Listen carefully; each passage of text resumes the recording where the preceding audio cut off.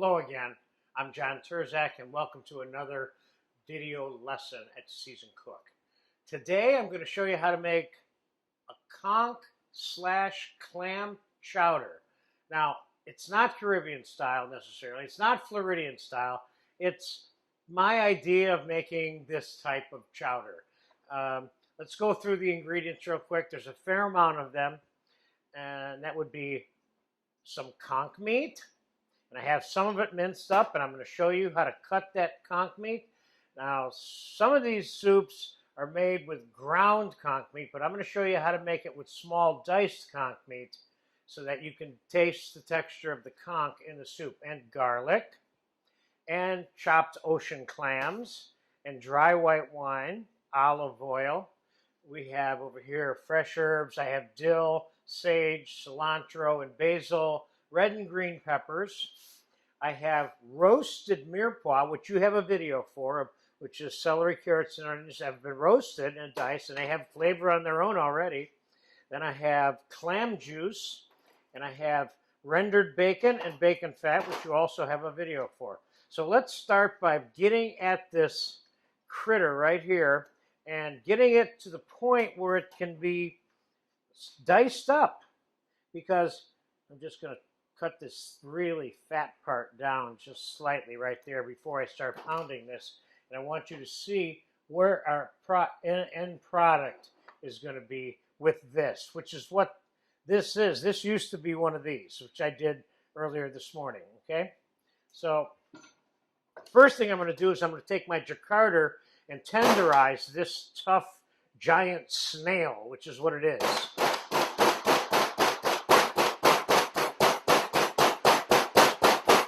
And I'm going to beat this thing to death, too. And all these blades in here, you see, are stabbing it.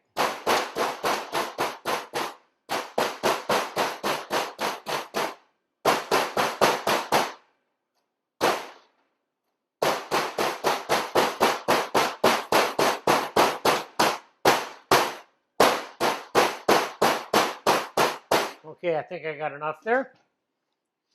Now, I'm going to mince this for you really quick so you can see exactly how I came to this that I have in the cup here. I figured you didn't need to see me doing too much of this.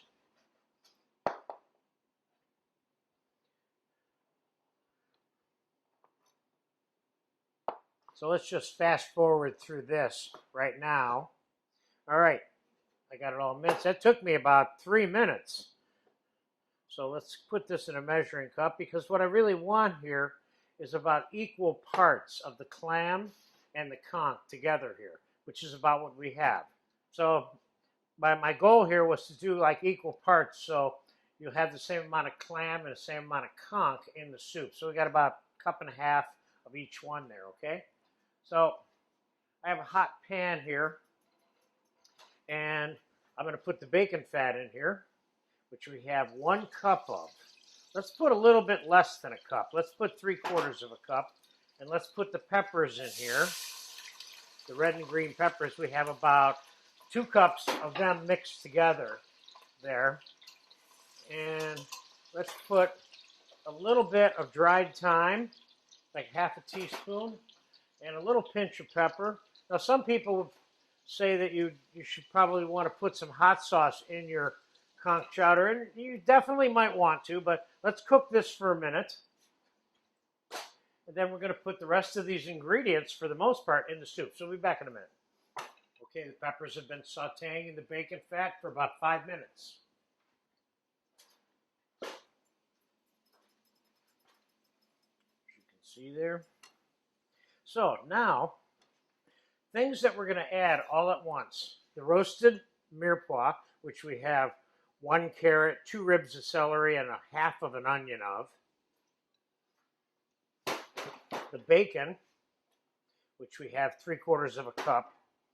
And I have 2 whole tomatoes that I cut up in large size. And we're going to add about 2 tablespoons of the fresh chopped garlic,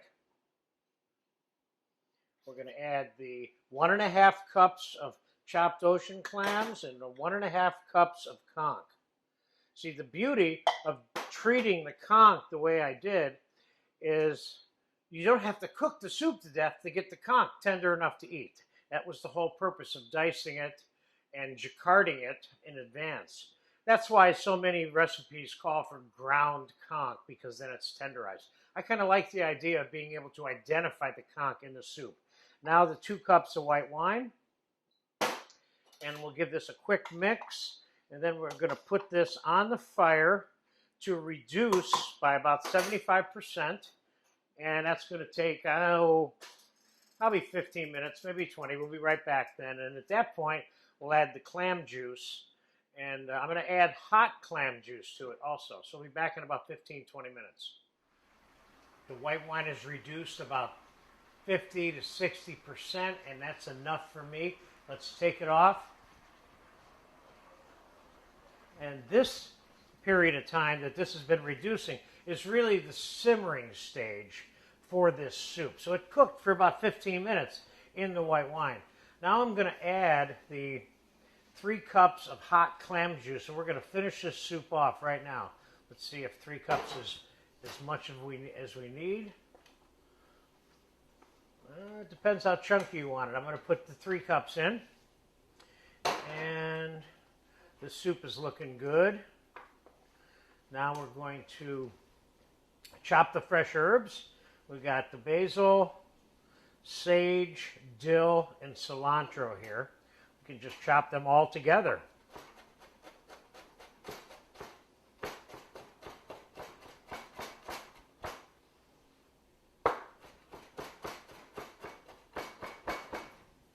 I'll just save a little bit to sprinkle on top of one of these bowls of soup.